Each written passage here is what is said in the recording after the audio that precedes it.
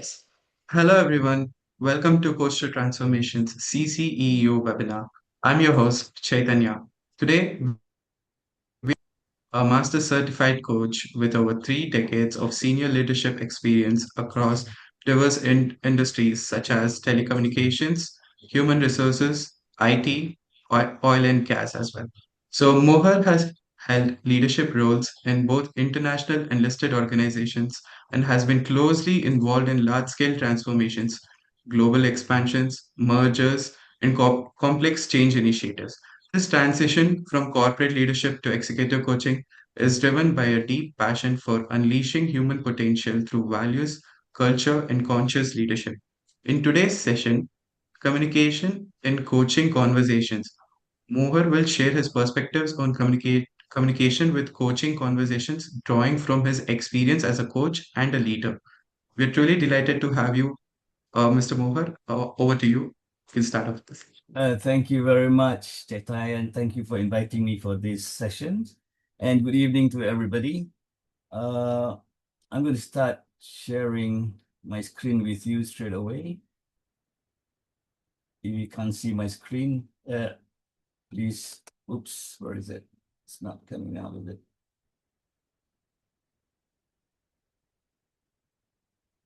Can you see my screen? Yes, we can see you. Okay, let me try. Okay, great. Again, thank you for inviting me, Chataya, and coaching to transformation. And what I'm going to talk about today is on communication and conversations. This is a big, for me, this is a big topic because here we're talking about three basic things. We talk about communication, we talk about the coaching itself, and the coaching conversations. Therefore, I'm going to start by talking about the first thing in communication is it says that we cannot not communicate. I hope many of you have heard of Paul Watzlawick. He is one of the what you call researchers. He's an Austrian psychologist, and he said that we cannot not communicate. What he meant, for my interpretation of this, we cannot not communicate is whenever we see or we are seeing someone else, either be it virtual or face to face, we are always communicating with the other person. As you can see from the picture here, you can see a guy and a lady and a girl over there, and they're having a conversation there, which we can assume.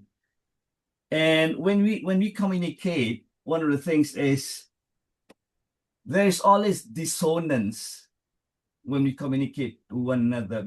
Dissonance is noise, because when we communicate with another person, the dissonance could be physical dissonance. It could be also dissonance from how you see things and what is in your head, and what are you thinking about, and what others are, and how you see at others looking at you. Now, in this, well, that's what's Lowick. What he meant to say is that at all times we're always communicating with one another. And if you're familiar with the Mehrabian rule in communication, we state something like the verbal part of communication is only like 7%. Whereas the 93% is mostly nonverbal or paraverbal. So when we communicate, is this just that we are not just talking and listening, and it's a constant state in the sense that it's always changing. And the issues that we have as a coach is whether we are communicating with a person or we just talking to the other person. All right. There's another thing that I would like to share with you. Here is from Alfred Korzybski. Korzybski, basically, he is the father of semantics. You look at what it says there. Words have no meaning, people do. What does he mean by that? My understanding again is that words are just symbol,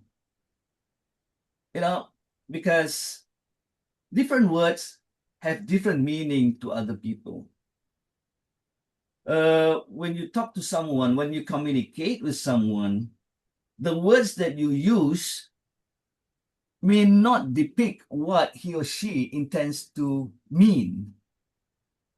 So when we talk about words have no meaning, what people do, here is what we talk about, the interaction or the intercommunication that we have with the other person. So when we say that words have no meaning, people do, we are really looking at it in totality. Let me give you an example. The word challenging, for example. This word challenging can have different meanings to different people. One would be an opportunity. One would be also a challenge or a threat. And the word challenging itself can be something that is something that is different from one person to another. So this Alfred Korzybski, I like him so much because he looks at things, he makes me see things from a different perspective, meaning to say that he used words as only a symbol. The meaning of the words come from the people who talks about it. When you have the interaction with the other person, that's when the real meaning comes into play. And that's only part of it, because the other aspect of it is the way that it was communicated, the way it was said to the other person, and how it's being perceived by the other person. Yeah. So let's look at this ICF definition of coaching. Clearly, it says that it's partnering with clients in the thought-provoking and creative process.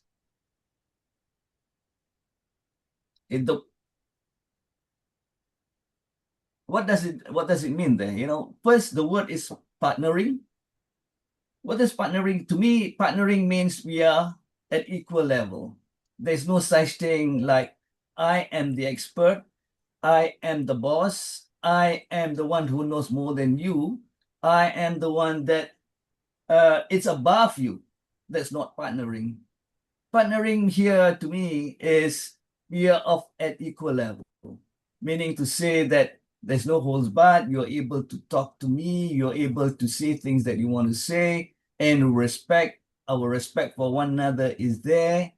And when you partner with a person, meaning to say, especially when your clients, what you say here is you do not want to show that I know everything. Partnering with a client means I am with you. We are together in this.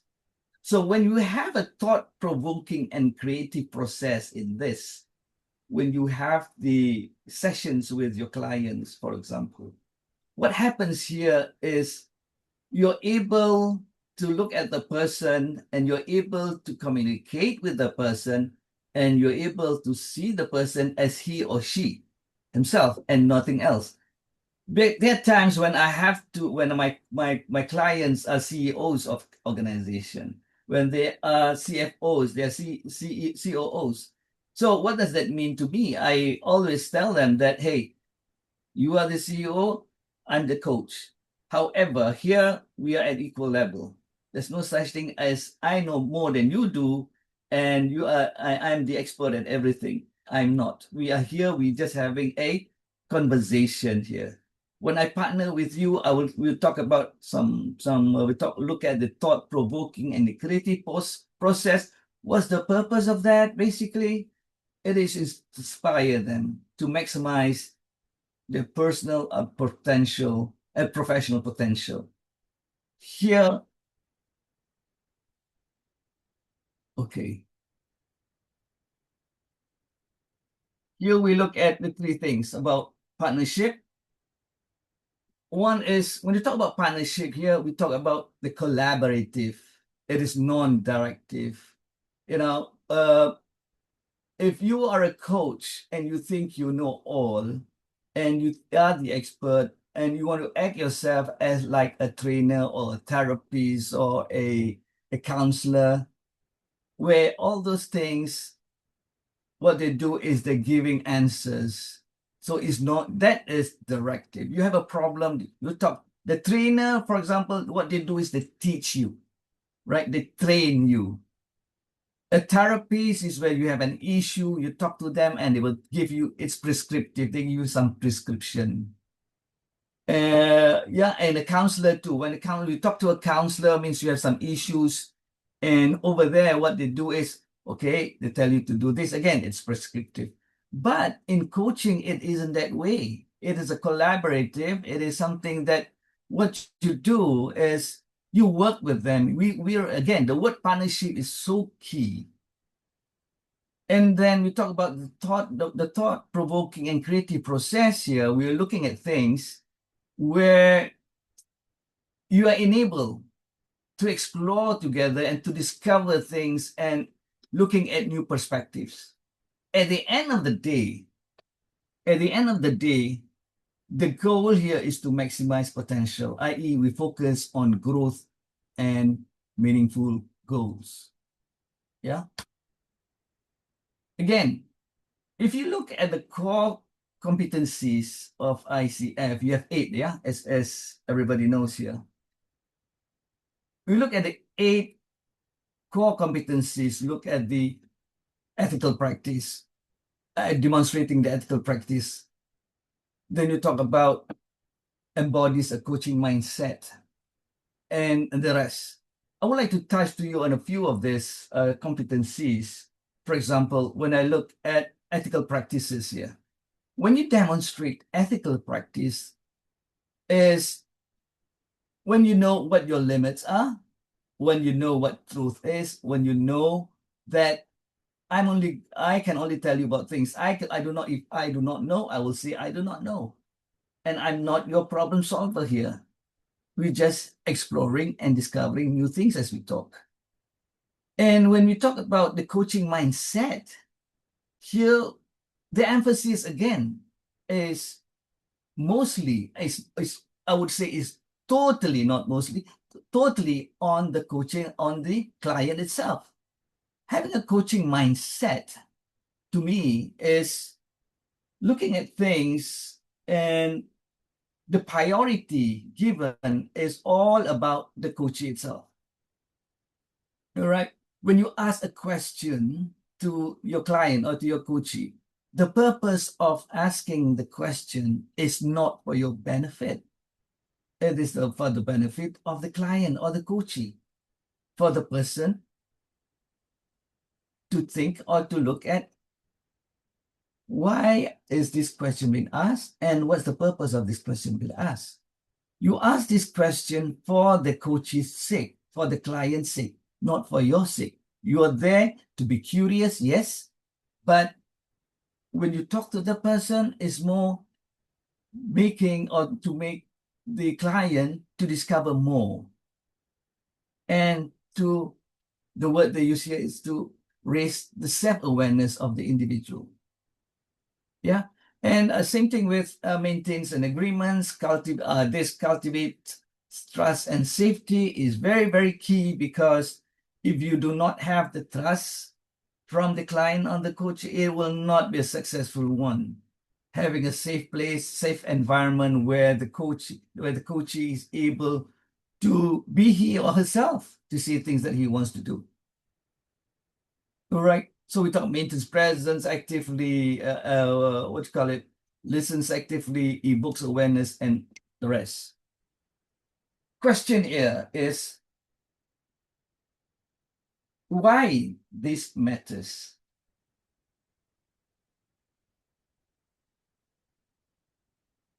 You see, most of the time, most communication breakdown in coaching, it's not about the skill issues. You have gone to school, you've gone back to study about coaching. You went to college, or you went to the school to study about coaching. So you learn about the skills. You're an ACC, you're a PCC, or you're an MCC. But here we're not talking about how come the coaching does not work. So it's not a matter of skill, because everybody can learn, everybody will practice, everybody will know what the skills are. You got to listen, you got to raise the awareness, you got to ask powerful questions, so on and so forth. But most of the breakdown happens because of presence issues. What do we mean by here, by present issues here? Issues here. Here we talk about, are you there with the coachee?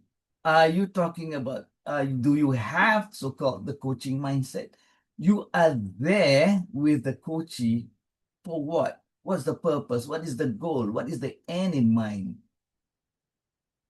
You know, and when you do such things, and you are so what you call it, you are so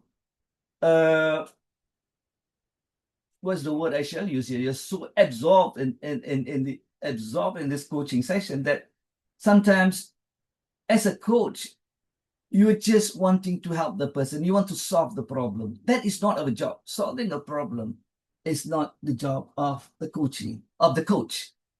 Our job is to discover, and our job is to explore. Our job is to make the coachee think. Our job is to challenge the coachee in terms of looking at things from a different perspective. Our job is to see that we are there for him or her. So in the communication aspect of this coaching conversation, what happens here is, when you are there having the conversation with your client or your coachee, what you do is, you always there, your presence there is always the most important thing. It is not, this is where we talk about, it is not that you are there, but you're not there. You are listening. Are you listening? What kind of listening are you doing? Are you currently doing? Are you listening to hear, or listening to understand, or listening to make the person feel better? Or do you have the understanding of what it takes to make the client open up with you? So what matters here then is the communication breakdown because of not skill issues, but because of present issues. Here we look at the connection. Many of you are experienced coaches, yeah? And I'm only sharing with you, and if we can have some kind of discussion or sharing sessions like what we're doing now, I would appreciate it. Because let's have a look at this. The deeper reality of connection here is from fixing to perceiving. We are not there to fix the problem. Yeah. Yes, we ask powerful questions. Why do we ask the powerful questions? And what is powerful questions in the first place? Do you know what the powerful questions are? The purpose of these questions is to make sure, or we try to assist, to help the client to look at things from either a bigger perspective, either from a critical perspective, or reframing the person. That is why we ask those questions. And most of well, I would say that some of the coaches, they ask questions because they want so-called to get the clarity quickly, especially if it's, you know, first 2 3 sessions. You ask a lot of questions. What's the purpose you'll be asking questions? Is it because of clarity, or is it because you want to know the person better, or is it because you want to understand what he she is trying to say? Again, this is where the communication aspect of the conversation takes into big account. In coaching, we are not in a hurry to do things. We are not always wanting to get the answers right. We're not there to do that. Because the coachee has things to talk about. And what is important here is when you talk about being present here, yeah, your presence is so key, it's so important that you're able to see or to look at the person more than what the words are saying.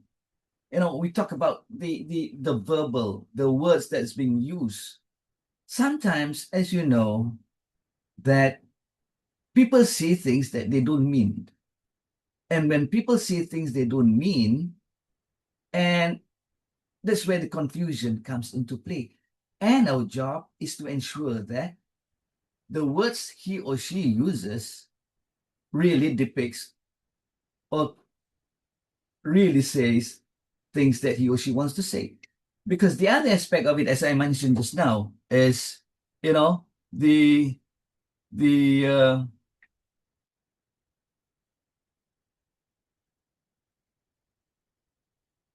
the other aspect that we talk about is the verbal and the non-verbal.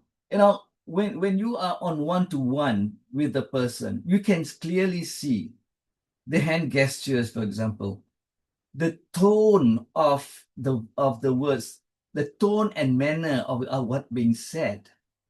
For example, when a person, how are you doing? For example, "Oh, I'm good."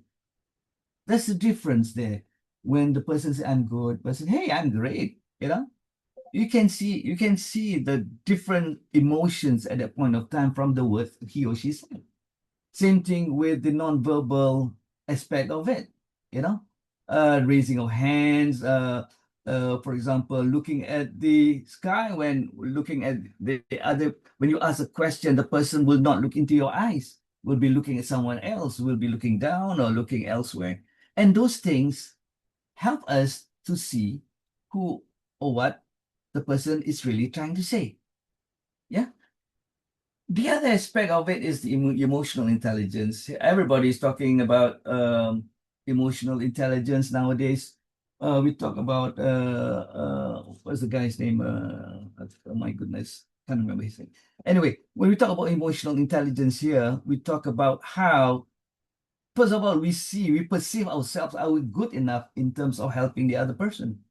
The emotional intelligence of the other person depends on how he or she depicts or shows the reality of the individual. When we talk about the empathy here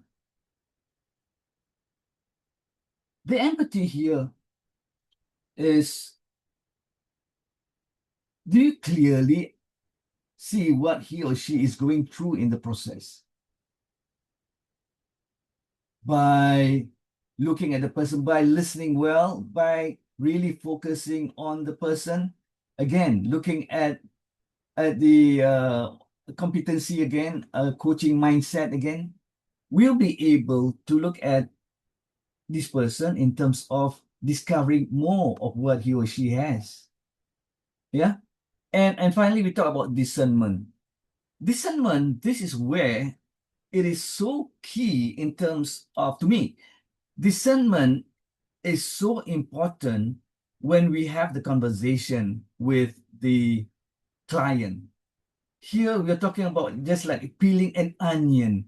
we are slowly peeling layer by layer by layer by layer by layer. Why? Because sometimes the client would say things and we thought that is the root cause. That's where we jump to conclusion. However, when we start discerning, or we start the discernment process by peeling off the onion, by clearly understand, then we would be able to get to the root of the issues. This happens quite a bit to me in terms of clearly understand, clearly know what the real issues are versus the side, what you call it, the symptoms rather than the root cause. That's the purpose of the discernment. Now we talk about, when we have this conversation with the clients here, we always communicating. We use words, yes. We use the body language, yes. We listen and we note the tonality of the individual. We look at the energy level of the individual. And this very important thing called silence. I use a lot of silence technique when I have my conversation with my clients, because I think that is a very important tool for me. And with this, when we say that we are always communicating here, you know that words, as mentioned just now, that it's only 7%. The 93% is nonverbal. The nonverbal consists of the rest of these things that I'm sharing with you right now. Now, a very important aspect that I want to share with you here is when you have the conversation with the client, here you are talking about reading the whole person.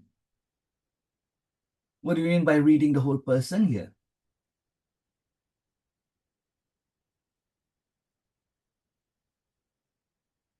When we talk about reading here, we're just not processing what the person is saying here. We're looking at the hand, we're looking at the heart, and we're looking at the head, the three H's, the hand, the head, and the heart. Right? So here we talk about looking at the nonverbals,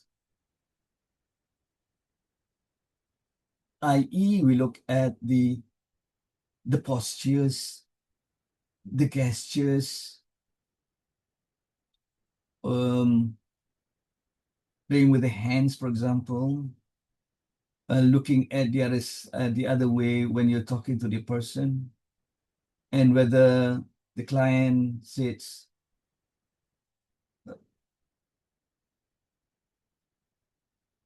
properly in the sense, and whether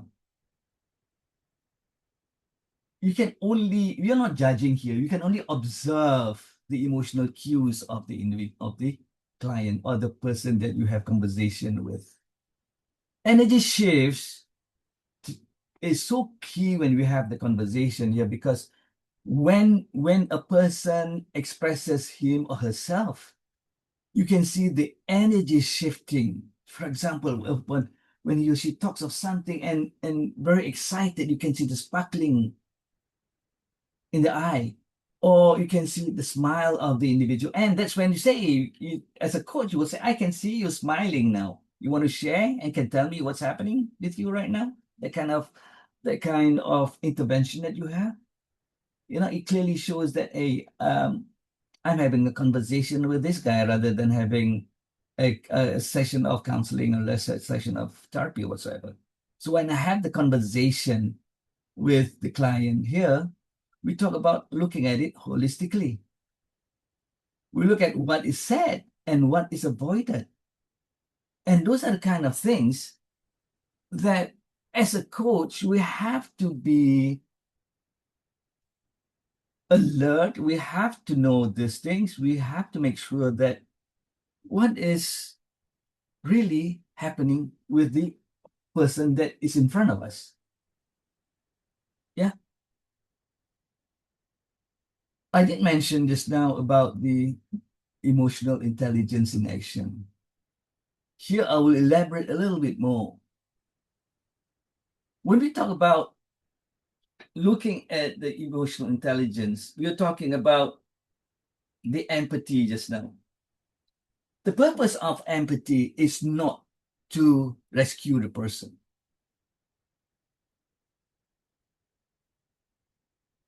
Empathy without rescuing the person means we're feeling with the client without trying to save him or her.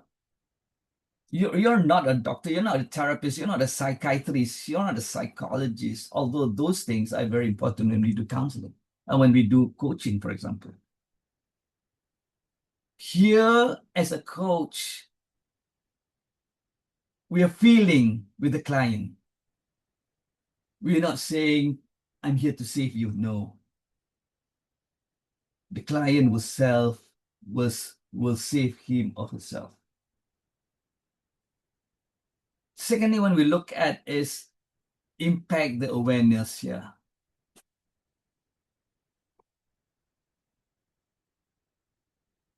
Here, what we do is we observe the client. We look at them and we're being conscious of how our energy impacts the client. As a coach, if you do not speak clearly, or you just, your tonation, the way that you speak to the client, shows that you're not interested. And when the coach or when the clients talks to you, you're looking at you're doing something else, or you're looking at something else, and you're not giving the attention. Where does the impact comes there? So when we talk about emotional intelligence here, we're talking about what kind of impact do you give to your client, being conscious of how your energy or how our energy impacts the client. That's what we mean by the emotional intelligence in action. And also another thing is managing the reactions. Sometimes when we talk to the client there, you can see that when you say something, we can see the movement of the individual, either he or she feels very uneasy, or whether the face itself, you can see the changes in the facial of the individual, and you can see how they react and not responding here. Here, react here means immediate, yeah? Not letting. So our job in managing reaction here, we're talking about not letting our triggers steer this session.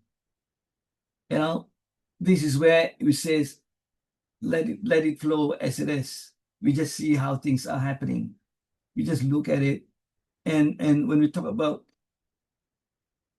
observing the client or talking to the individual, you just have to look at it in the sense of, what is it that I want to do with these individuals? Yeah. And when we talk about being in action here, again, we are talking about the ICF competencies on coaching mindset. All right. This is my superpower, I would say, the power of silence.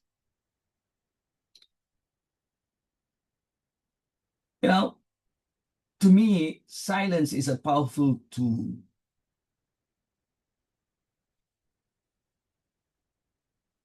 When you ask a question, or when you see that the response of the client, then you will know what he or she is trying to say at this point of time. So the power of silence here is so powerful in the sense that when you ask a question to the individual and the individual is silent, and whether you are willing to be silent as well, especially yeah, when you ask a question, or when the coach or when the client asks you a question and you want to answer, you have the inside of you, hey, I know the answer, I want to know, I know what to say, but do you really want to do that? Because by doing that, does it evokes the awareness? Does it helps the coachee in terms of looking at things or discovering more? One of the things that we understand is the coachee or the client always want answers from us. There's a difference between sharing versus answering. So when we talk about silence here, although you want to say things, you have to control. That's when you start controlling yourself, and you look at the way how you want to respond. So silence here is a container for insight. What do you mean by this? The best part for me is normally I just pause and I wait.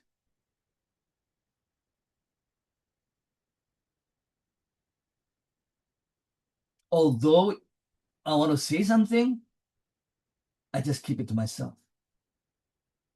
I just have to hang on rather than showing or giving the answers to the client. Because when you start pausing and not giving the answer, that's when you allow yourself to think and you allow the space for the client. Give the client more space. Let the client think. Let the client feel. Sometimes it takes 15 seconds or 20 seconds. And this is a challenge for me because if I'm not patient enough, I will start talking, I will start asking for response. But this is where we have to, again, be disciplined in terms of our coaching journey with the client. We allow the client to pause, let them think. We allow them the space to feel, and we wait.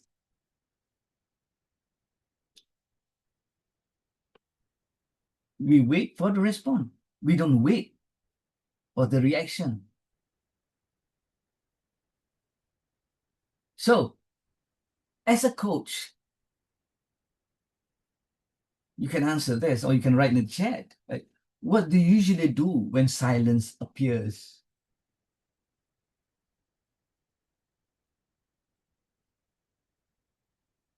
Why do we want to rush the process? Oh, because it's only 1 hour, 1.5 hours, or 90 minutes, or 60-minute session. So there are many things I want to do. There are many things I want to help. There are many things that I want to share with this individual. There are many things that I want to say.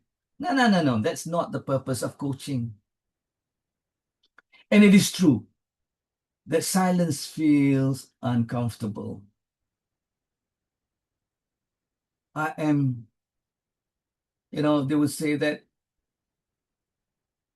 why is this, I had this issue at one point of time when I just want to speak out, I want to see things, but it takes some guts, it takes some discipline, it takes some courage, for me to be silent, although it's uncomfortable as a coach.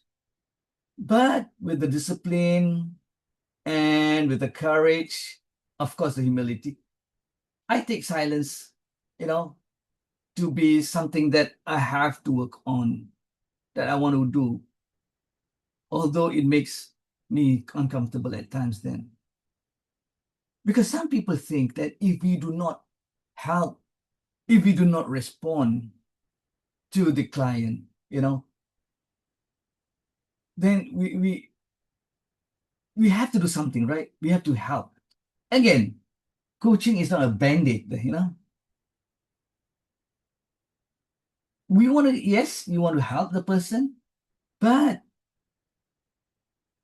we don't have to be rushing at it. Why do we rush the process there? Most of the time when we talk about giving answers, we equate helping with speed. Oh, I'm here to help you. I am here to help you. I'm here to make sure that I have all the answers. I am your problem solver kind. No, that's not what we are. Sometimes we as coach, we equate helping with speed. And we have to reframe, we have to rethink again the way how we do things. At the end of the day, the responsibility is with the coachee. Okay. Now, I would like to give this situation when silence does the heavy lifting. This is very common where my client will explicitly ask for advice. Oh boy, So what do I do?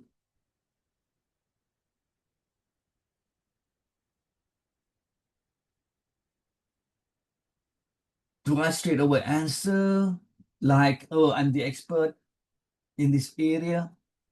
I've been an operations guy for more than many years, few decades, yeah.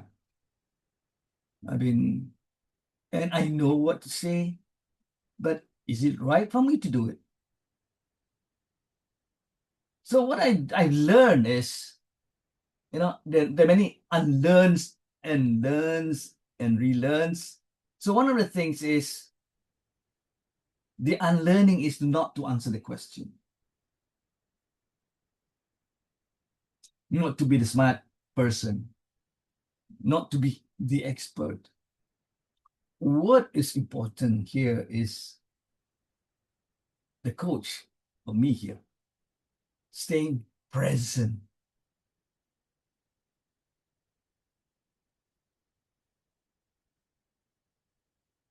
Not to have the urge to fix it straight away,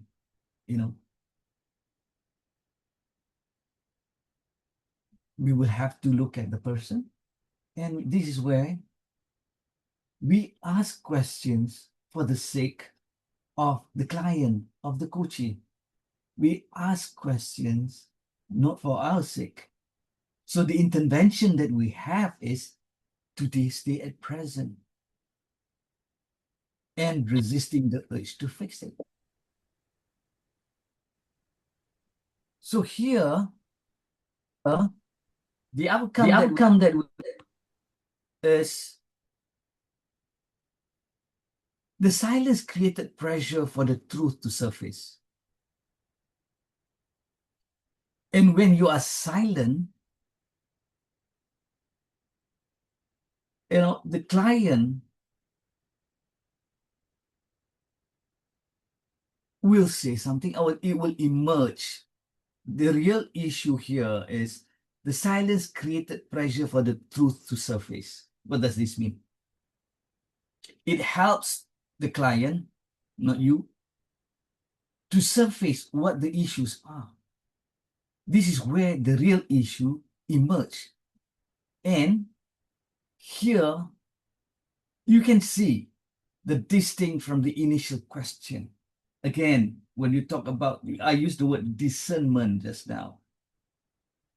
To be silent is one of them, one of the tool of discernment. So when you say something and you just be quiet about it, and you can see that the real issues will emerge, and it will distinct from the initial question.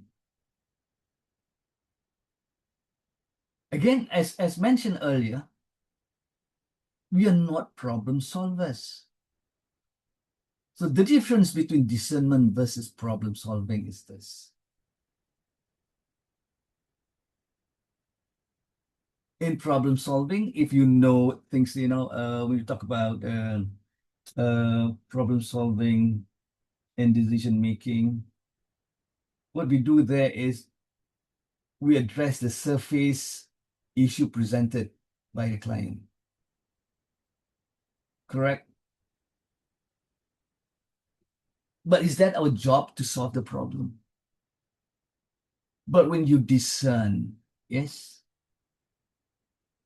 then you will be able to find out, or the discernment will reveal the underlying pattern or the root cause.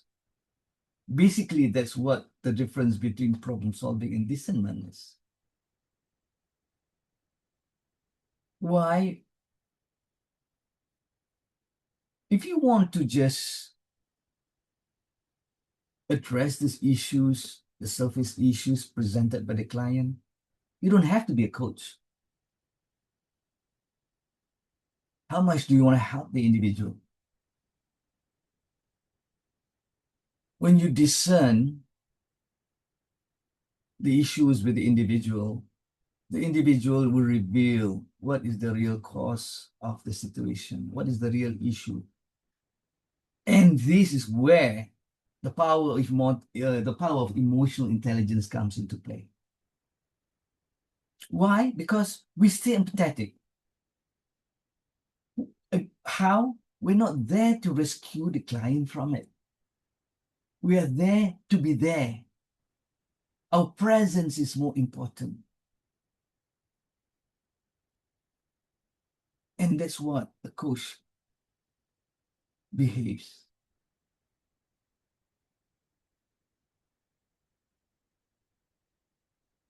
This is where we'll talk about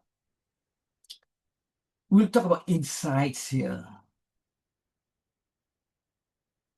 As mentioned earlier, words have no meaning, people do. This is where, as a coach, your presence, your openness will help the coaching. The level of trust that you have between you as the coach and the client helps the person to open up and be comfortable after he or she finds that it is a safe place. It is a safe environment for me to open up with my coach. And that's where the openness comes into the meaning. And then that's what clarity is all about. Because we know that meaning cannot be forced. It happens only from our openness. Okay, and which only emerges from our presence.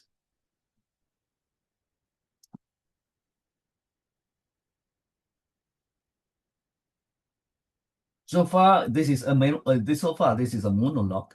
We're going to have a discussion, or the moderator will maybe come up with some questions. I can see the many chats there, but I'm not able to read the chats as well because I'm focusing on the slides. Another example is this. Yes. Hi, Mohar. Just wanted to, since we are on this point, there were a couple of questions around silence, and I wanted to know if you want to take them up right now or later. Okay, I've got only about two more slides. Then we Sure. can talk about the Q&A, right? Sounds good. Thank you. Okay, thank you. I'm going to go a little past because we're going to give some about 10 minutes for Q&A. So beyond the session here, leadership application. This is another case example. As a lead, if you are a leader, everybody understands that as a leader, you're also the coach here. But if a leader start, if the leader start giving answers, start fixing, and I know everything, so just do as I say, then the leader stop fixing, you know. The leader just helping up. So a leader stop fixing and simply listen deeply. When you talk about listening to the your subordinates, to your people, and you're looking both again at the emotions, you're looking at the nonverbals, you look at the way how it's being said, especially in a team. We can see that the outspoken issues surface, which results in the subordinates having trust towards the leader. It is so important that we as leader, you know, are aware that the way that we communicate shapes what emerges. You want them to do something? Hey, you better know what you want to. You better know what to say. You better know what kind of leader you are.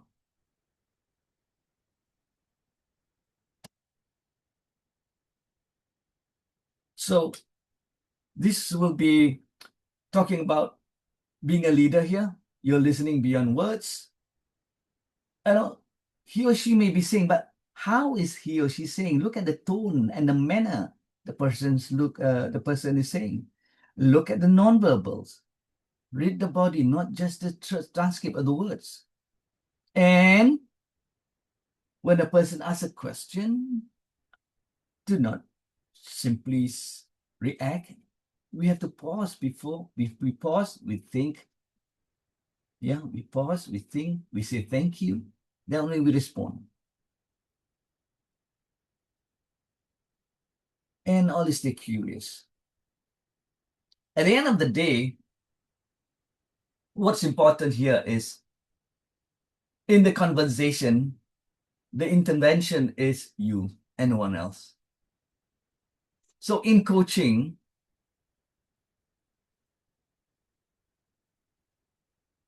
the communication is not just talking and listening. It is how we communicate is the intervention. All right, so let's have, I'm going to stop the stop sharing and we can have a Q&A. Oops, if I can stop. Okay.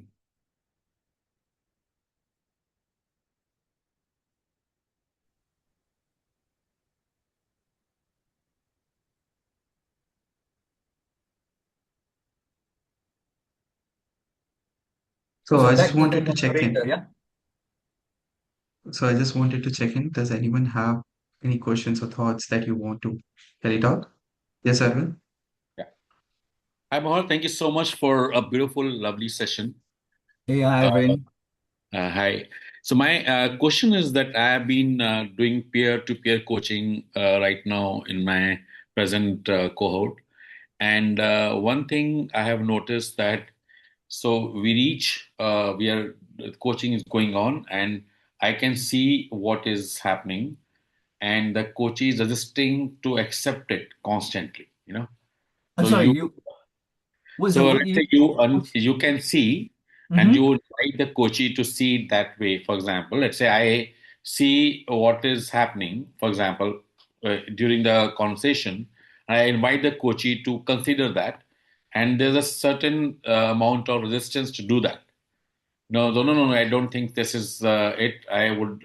They want to define the problem in their own way. They don't want to see it in a different, in a different way. What maybe as a listener, you can see it more clearly.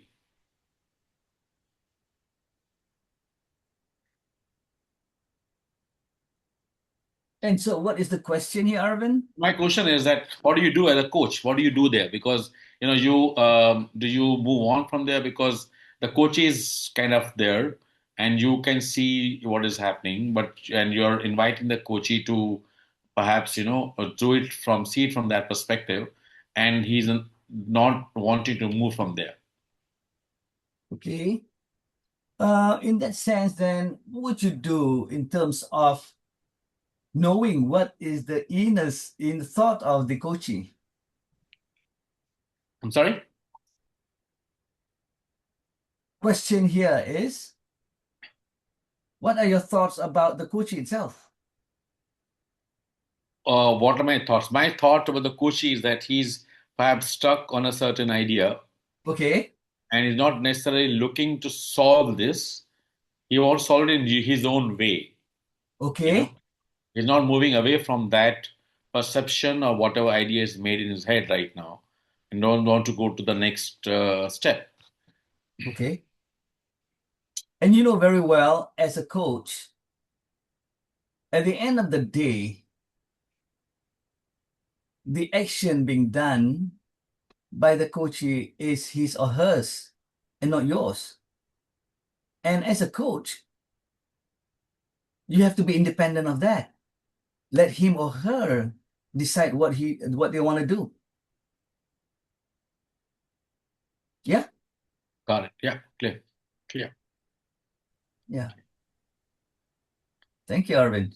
I hope that answers the question.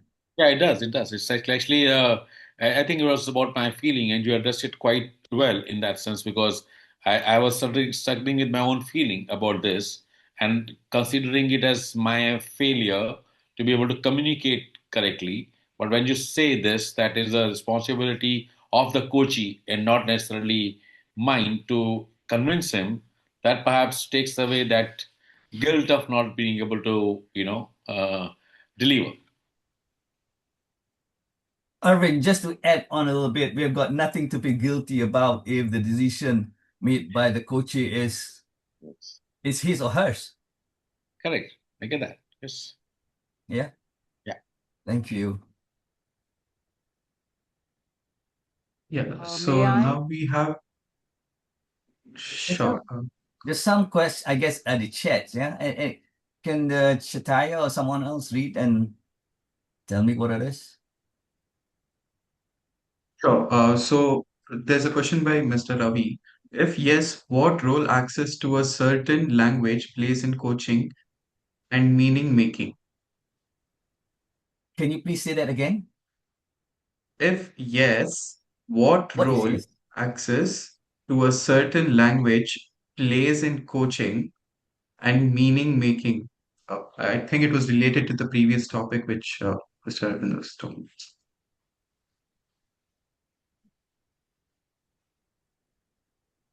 I need to get some understanding of clarity of what is it that. Yeah. So my question, Mr. Ibrahim, was primarily asking you. You said words do not have meaning; people Yes. have, right? Yes. So my question was: can human beings think outside language? What is your first option about that? And when we say language, we say a particular language. So, for example, somebody is proficient in Arabic, and then what kind of a role does it? What kind of a role does it play when we coach someone in a second language, and not in their own language, Okay. in the meaning making process? Okay. One of the beautiful things about language or the words is, different words have different meaning to different people. And we learn about other languages too. For example, we say hello, and in some countries, aloha. In some other countries, in Japan, for example, we say "Konke desu ka?" or in Chinese, "Li hao ma," and "Namaste," and so on and so forth. But what does it really mean if somebody is the first time not knowing what the word "Namaste," for example? And when you say "Namaste" to the other person, he or she will not react at all. But if you have a common word, when again, this is something interesting that I want to share with you. There are certain words only you and the other person understands. And there are certain actions or certain non-verbal cues that you interact with the other person, only the two of you know and no one else. And you call it the secret message or the secret code. So language is something that I really, really am fascinated in the sense of, I may say something you may not understand, but if someone else that knows me pretty well, when I say they can just pick it up and they can just understand or respond to what I say. So coming to your question there, knowing other languages. I mean, my daughter, she knows 4 languages, so she can speak with some foreign people. So in that sense, but over here, what we can say is what is important is the word itself. What does it mean to you, and what does it mean to the other person? Because words are just symbol. Yeah, it's just there are certain words, for example, Malaysian and Indonesia, they are very much close to one another in terms of the language. But there are certain words in Indonesian which has a negative meaning for the Malaysians, for example. So if it is not common to one another, and if the symbol or the word has a different meaning to different people, then it's a matter of how you interpret and perceive it to be. Does that help, Ravi? Yes, it does. Thank you. Thank you. Thank you, Mr. Ibrahim, for taking my question. You're welcome. Hi, Ibrahim. I have a question. This is Dhanya. Hi, Nanya. Hi. So, someone just asked this question, right? When you have a coachee who is unwilling to understand a different perspective or is a little stuck at one point in time, how do you really conclude those kind of sessions? How do we conclude that kind of sessions? Yes. Like, how do you amicably you understand that, you're not able to move forward. Uh, so, I mean, I'm not sure if conclusion is is the solution, but if we have to conclude, we feel that we realize that we're not moving ahead. So what do we how do we either conclude? What is the plan of action after that? Okay. This is where I use the word discernment means. What Mhm. discernment means? That is, you've got to peel it off. You've got to peel the onion layer by layer. My question to you is whether do you know what the real issues are? Do you know what is actually the client or the coachee wants? Hmm. Not Yeah. really, because sometimes even they don't know, because when we ask them a Okay. question, and So, they say that, I don't know. yeah. You keep asking questions and they say, I don't know. I Okay. don't know. So when they say, I don't know, after a point, what do you do? I would say this. What do you know? I don't know, because unless they tell me, I don't know. Yeah. They Hmm. say that the client would say, I don't know. So Hmm. as a coach, I would say, what do you know? Hmm. And you keep Hmm. quiet. Hmm. That's what I say. I use silence as a very, very important tool for me. What do you know? Hmm. Hmm. That's it. And, Hmm. and you can see, I have observed this, I've seen this many, many times. Hmm. You know, when you ask those questions, he or she will just keep quiet. You just keep quiet as well. And this person definitely will say something at the end of the day. Definitely. Yeah. If that helps. It does. I think this is a new perspective. Yeah. Thank you. Thank you for that. Thank you. I'm no expert, by the way. I'm just sharing with you. No, I'm here to also learn different perspectives. Happy to hear other people what they would have done in these situations. Right. Oh, we have Tarun Kumar as well. So he has a question. Hi. Hi, Ibrahim. I have two questions actually. So one is similar to what Danya was asking. So this came from the case study that you shared, that the client is specifically asking for advice. Now, a lot of time, a client would come up and say, look, I have tried everything that I know. See, And I don't know now what to do. What next? So he's looking for advice. Now, does that become a case for mentoring rather than coaching? okay. So the client said that I've done everything. What he's aware of. Okay, that's what you said just now, right? Yeah, correct. The client said I've done everything. Hmm.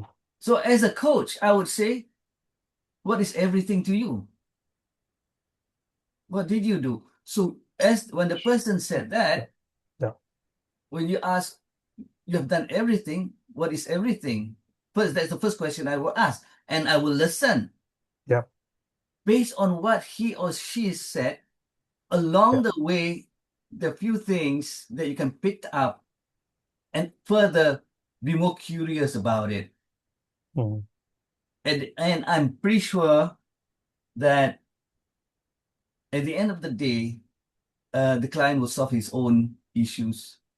You help the person by reframing or looking at it from a different perspective, by reframing. Hmm. Yeah. So we have Nava raising his hands and also Niti. Yes. I had one more question. Sure. Right. So this was we are talking about non-verbal communications, Yes. communication at the beginning. So while words can have different meaning, even non-verbal communication is subject to misinterpretation. Correct. So how do we ensure? And this can happen both ways. Oh, okay. Yes, sir. I'll give you just a short example. When a person folds his or her arms, Yeah. okay, most of the interpretation will say that this person is close, this person does not want to be open, this person is someone who is very conservative, does not have an open mind. But those are just interpretation. Correct. For all you know, the person is cold. That's why he or she is folding his or her arms, you know. And he or she is also looking at things, and the person could be thinking at the same time. So these are just what you call it. These are just not symbols. Again, these are just a reflection. You have to combine all those together. You know, he could be folding her arms and say, "Yeah, I'm happy." Does that clearly shows that he or she is happy? Yeah, I'm happy. Yeah. And close their eyes while talking to you. So when you look at that is why when we have to look at it in totality rather than breaking it up when you have this conversation with the individual. It's a combination of all, because communication is a combination of verbal, it's a combination of non-verbals, which includes intonation, which includes the hand gestures, which includes the eye, which includes the way holding Everything, the close. manner is even the appearance communicates. Oh yeah, true. To a certain extent, we've gone across learning about colors. What does the color reflect? Why does Trump, for example, wears a red tie all the time? There are many. To me, the thing with me, I just want to share with you is when I first started my first degree was in economics, and I took communication as a minor. I was so fascinated by it that in my secondary degree or master's program, I decided to do communication. And I'm still studying communication. So I find it so interesting. And because communication is both an arts and a science by itself. That's why my degree is my master's degree, Communications, Arts and Sciences, CES.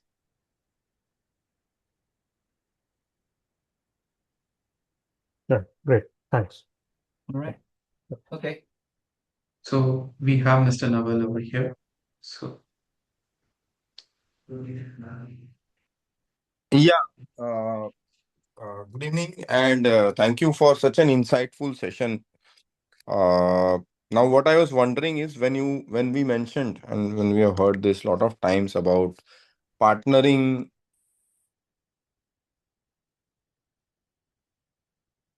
Mr. Naval, you have gone on mute. Yeah. Am I audible now?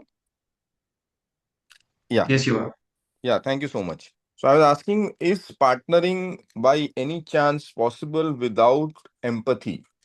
And if we are empathetic, uh, are we looking at losing presence at some point of time? Because the initial question that was mentioned across, that when the client is not ready to move ahead and he's stuck bent upon that, okay, I don't want to move from but from this place. So first of all, what that's what I mentioned in the chat also, that are we looking I mean, as we were observing, is the coach really partnering? And if it's partnering, then is the person really present? Okay. So when we do partnering here, both the coach and the client needs to understand their roles. What is my role as a coach? I clearly will manifest it to the person. And you will ask the client, what is this role? What is your role in this coaching session? So we have to have that, the understanding and the manifestation of what the roles are. If the coach, for example, is someone who is not willing to talk to you openly, for example, again, this takes trust and time. But if the role of the client is not clear, then it's no longer a coaching conversation. So once you have both the coachee and the coach is clear of their roles, the conversation will make it easier in terms of helping one another, in helping the conversation. That's point number one. Number two, our role as a coach is not a problem solver. Our role as a coach is to be present and understand, and also to ask questions, these thought-provoking and creative questions on issues that they have, so that he or she will be able to evoke his own awareness. Again, we are not problem solvers here. Absolutely. Yes. So the question of whether this person do not want to move on or not moving on or wanting to move on is his or her role or job. Absolutely. You cannot force it to the other person. This is where when we talk, this is where it's so important in the core competencies. We talk about the agreement. We talk about the coaching mindset. We talk about the roles. We talk about the ethics, demonstrating ethical behaviors. So these are so key in terms of the coaching itself, the coaching process itself. And the coaching process itself is a communication process, is a process where the conversation between the coach and the client is so personal and so important. It becomes very much a symbiotic relationship between you and the coachee.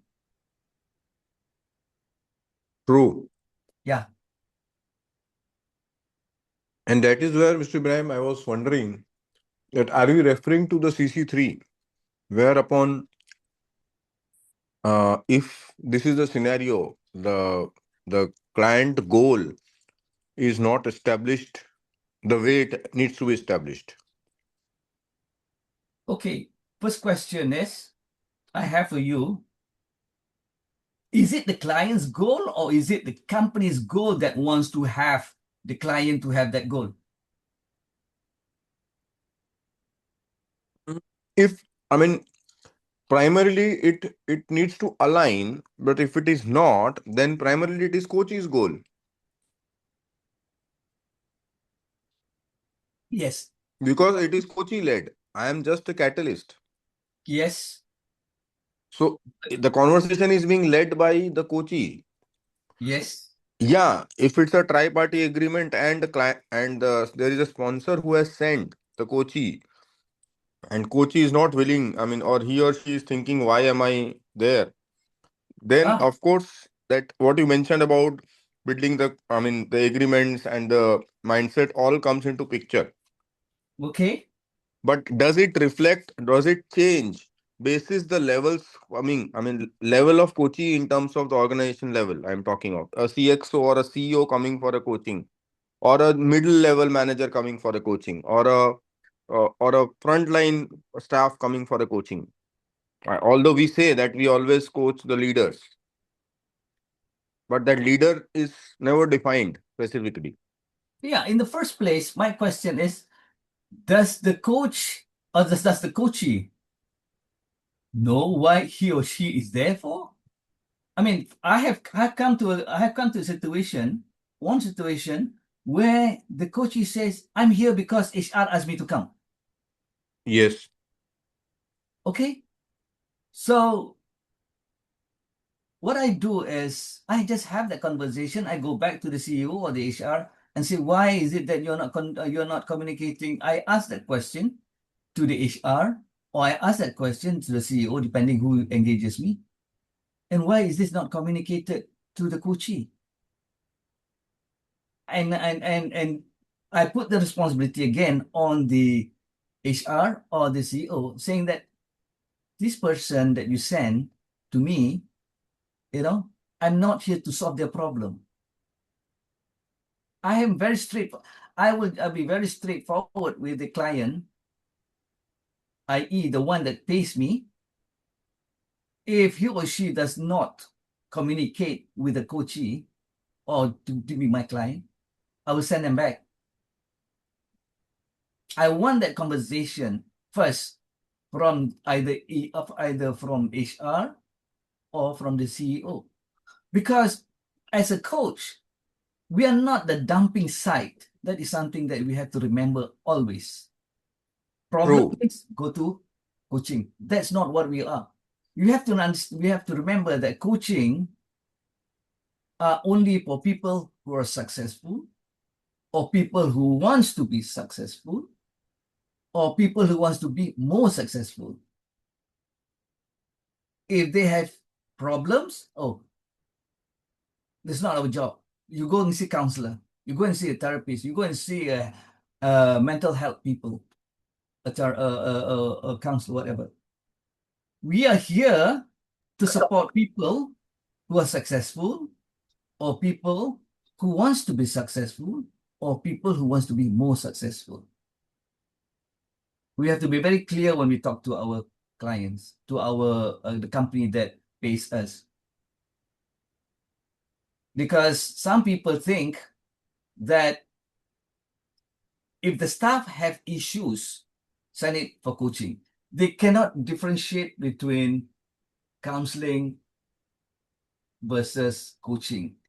or coaching versus therapy, coaching versus training, coaching versus mentoring. We had to clarify that with our customer. Customer here as in the organization. I've not, for me, my clients are mostly organization. I have not coached individuals. So I normally go back to the organization and get that understanding with them. Right.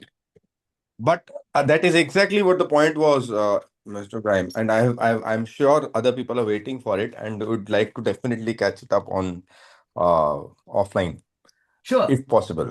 sure. And it's a great point of concern you have raised across.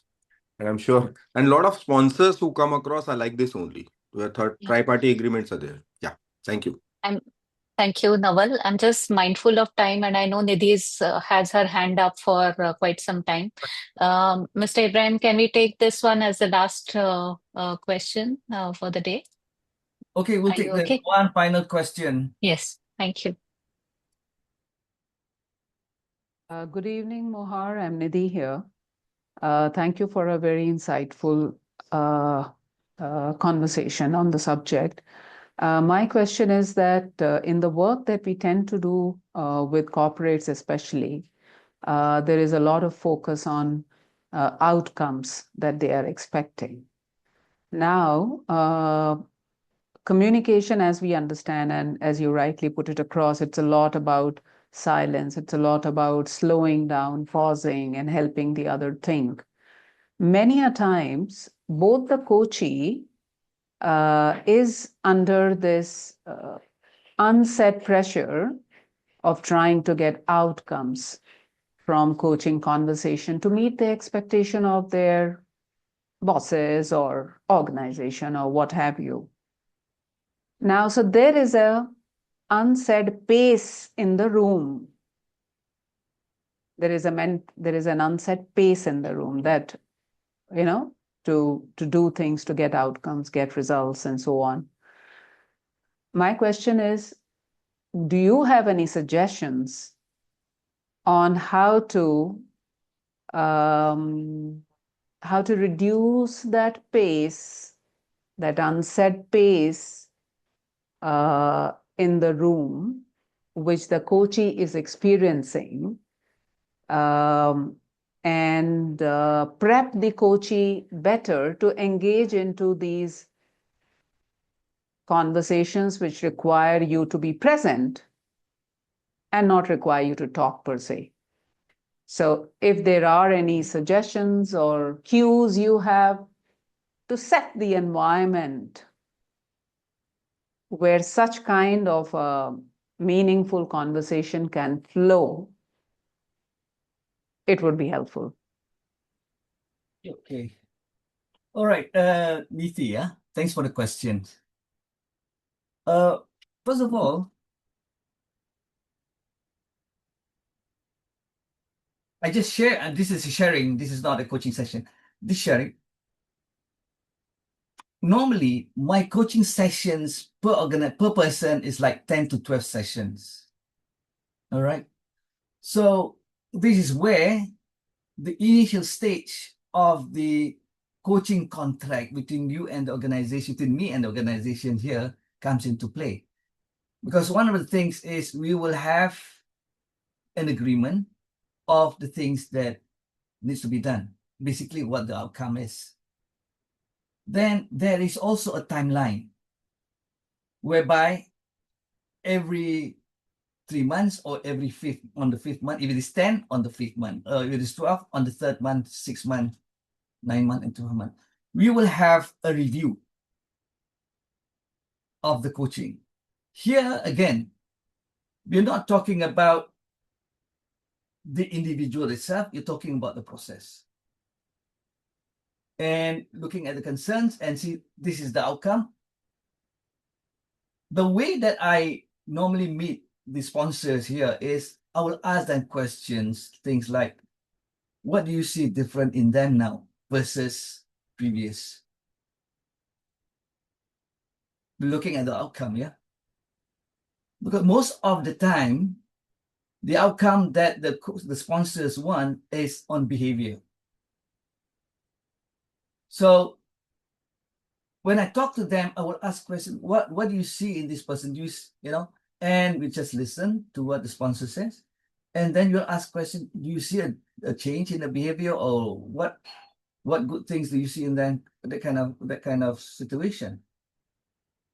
Because at the end of the day, the sponsor will say, I do see a change in this person's behavior. However, I need to see more of it is happening. Okay, then we be more specific with the sponsor. What kind of things? You know, sponsors are very good at giving generic what you call it, words, a generic observation. I want to improve, for example, I want to see them improving their collaboration and communication with their subordinates. Those are just motherhood statement to me. So I would consider, I have this conversation with the sponsors, and can you elaborate what you mean by this? And when they say something, I will listen and say, ask them more questions to be very, very sure of what he or she wants this person to do. I would not just simply accept the job. Okay, I can do it, and this is what's going to be done. So the understanding between the sponsor and the client, or this is the coachee, and you, must be clear. For example, there are no specifics, because no specifics in terms of what was the conversation all about. But we look at is, you as a coach, you are the one that's asking the question to get the feedback from the organization. Sorry, Mohar. Okay. I think, I don't know, perhaps I articulated in a way which communicated somehow that it is about the alignment. No, I wasn't really talking about the alignment. I was talking about coaching leaders who and how do you create that environment in the coaching conversation in the room so that the coachee slows down to have a meaningful conversation, which is not feeling rushed because they are looking for quick solutions. So how do you create that ecosystem in the coaching conversation room? That was my question. Yeah. Okay, sorry. great. Yeah. I'm very sorry that I interpreted wrongly, but making the conversation with the coachee is, number one, ensuring that it's a safe environment. And to me, it's a relaxed atmosphere. And normally I would ask things like, I would say things like, if you're not ready for the coaching, then we don't do it. Here, it is so important for me that in my early minutes with the coachee, I would always say that once we are done with the small chit chats kind of thing, are you ready for the coaching? There are times when the coachee would say, or the client would say, I'm not in the best of my what you call it? I'm not in my best. I'm not in, what was the word? I'm not in my best person. So I would ask him, what would you like to do? The person would say, can we postpone? Sure. If the person is not ready during the coaching session, don't do it. Again, when you talk about not rush here, the word not rushing here, and to make the client comfortable, is the way how you manage the situation. Over here, what I mean is, even before you start the conversation with the coachee, you yourself should be able to be composed as a coach. And then when the session is about to start, you would be able, not assume, gauge, I use the word gauge here, to see if the coachee is ready for the coaching session. In terms of rushing, yes, I don't believe in rushing. I will not do as I know that if I were to do a rushing job, it will be a sloppy job. I'd rather not do it or postpone it before we do anything else. All right. Thank you, Mohar. Actually, I have a hard stop at 7:30 and I need to sign off now. Okay. But thank you for taking my question. You're most welcome. And thank you, everyone. Yep. Thank you. See you again. All right. Thank you. I think it's Thank 10 you. or